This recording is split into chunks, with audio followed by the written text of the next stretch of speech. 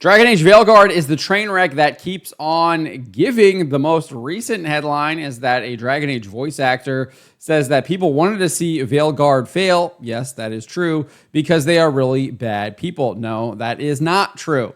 Roll this up over at phantompulse.com. You can find the link in the description below. And Dragon Age the Veilguard voice actor Alix Wilton Regan, she plays the female Inquisitor in both Dragon Age the Inquisition and then I guess in the cameo appearances in Dragon Age the Veilguard. She made these comments while speaking to IGN. She was asked about the reception to Dragon Age the Veilguard and said this: "I feel absolutely devastated for BioWare as a studio that they got such mixed reactions to the game. I personally thought it was a really strong game. I thought it was just BioWare being more BioWare. I also think a lot of people, kind of wanted to see it fail, wanted to see them fail, either because they are just really bad people on the internet, of which there are unfortunately many, as we have discovered, but people were attacking the game before it was released. It's ridiculous.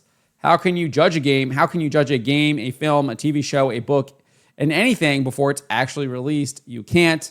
That's an idiotic stance to take." No, we definitely can judge that. When you go to the library, when you go to the bookstore, when you're browsing Amazon, etc., you are looking at the covers of the video game, the book, the movie, the TV show, etc., and what's on those covers, maybe what's inside the flap jacket cover if it's a book, etc., inside of maybe I guess not now anymore, they keep them all locked up in cabinets for the most part, but you would be able to look in and see what they have written and what's written about the game, etc. And we also obviously have lots of promotional material, whether that be gameplay footage, whether that be trailers, whether that is just dev diaries, etc., where they're dissecting what the gameplay looks like.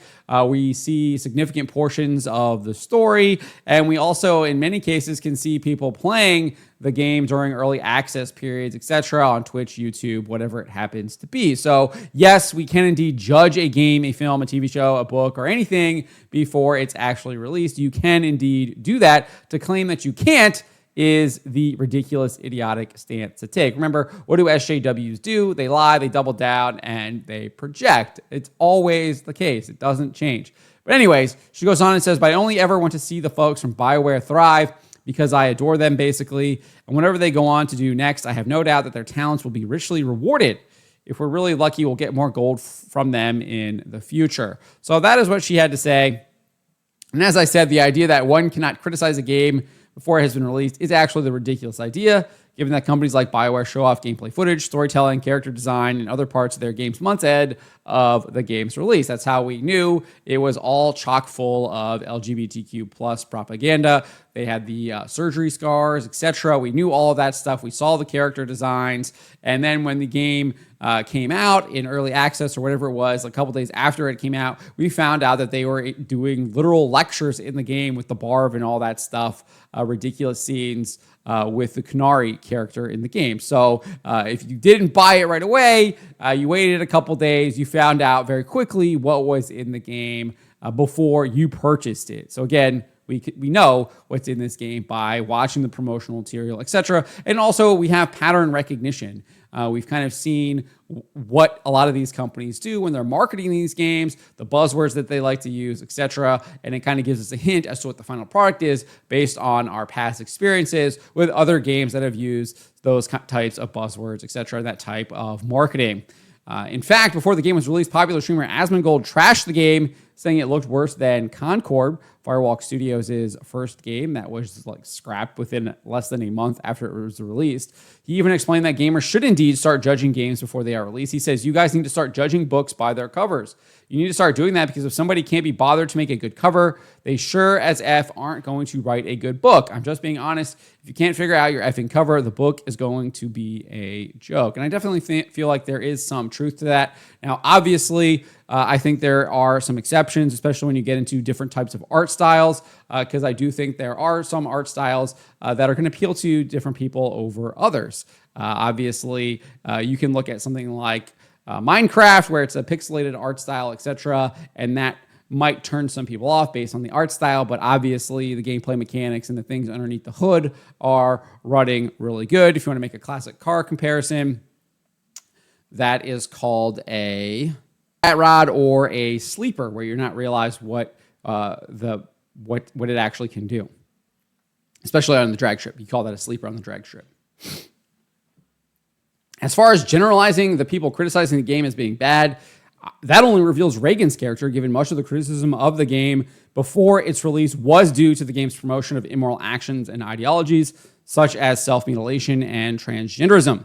Things that should not be tolerated, let alone promoted in a video game. So if she's going to say that the people criticizing this game and wanting it to fail were bad because of what they were criticizing, that's actually more a reflection on her character, her immorality, given the fact that much of the criticism, again, was of these things that are objectively immoral, that are wrong, that should not be promoted and should not be tolerated. Again, point to the surgery scars, point to the promotion of LGBTQ plus agenda, point to the promotion of transgenderism, which obviously self-mutilation is part of all of that. It's just absolutely sick, evil stuff.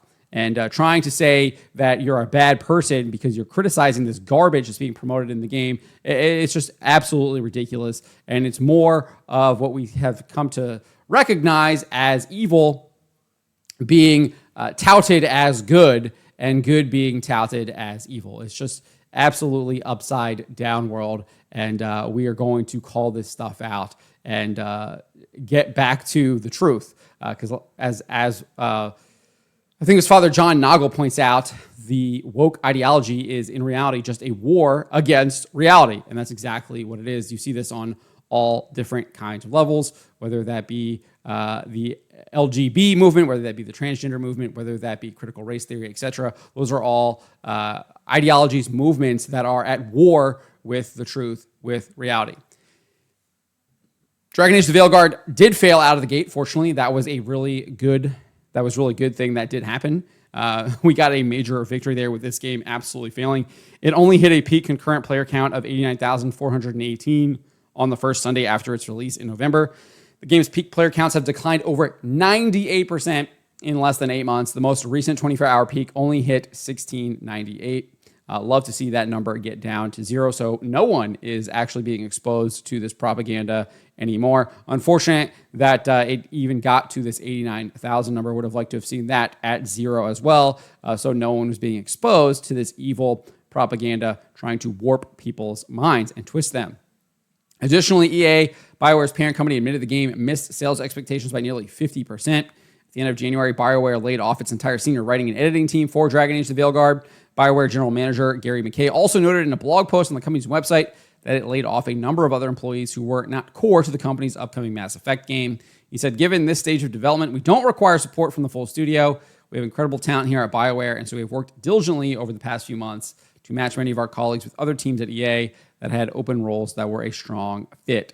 So this voice actress, Alix Wilton Regan, clearly is a woke activist and is trying to push the ideology and is trying to run defense and cape for Dragon Age: The Veilguard when all pieces of evidence indicate this game was just an absolute load of garbage. It was clearly made to push woke propaganda, and for the most part, most people rejected it and wanted nothing to do with it, and that is a good thing. And her trying to shame people for making the proper choice is absolutely despicable, and like I said, is a reflection on her than anyone she is trying to shame. But let me know what you guys make of this. Let me know in the comments below. Remember to always be charitable, especially to each other, and to always, always speak the truth. Why would you be afraid of the people? Why are you not afraid of God